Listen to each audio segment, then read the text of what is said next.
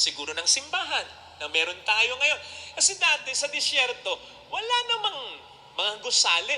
Ang mga Israelita ay palaboy-laboy lang, kung saan-saan. Kaya ang meron sila, tent.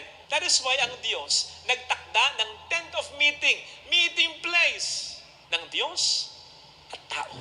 Kaya napakamakahulugan yung sinasabing nangyayari naman sa 1 Kings 8:11 na hindi makagawa, hindi makapagtrabaho ang mga pari sa loob sana ng templo kasi ito'y balot ng ulap.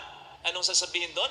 Balot ng kapangyarihan ng Diyos. Presensya na naman ng Diyos. So much so, nasasabihin ni Solomon mismo sa verse 12 ng 1 Kings 8. And the Lord decided to dwell in the thick clouds. In connection with this, in the New Testament, in the transfiguration of Jesus,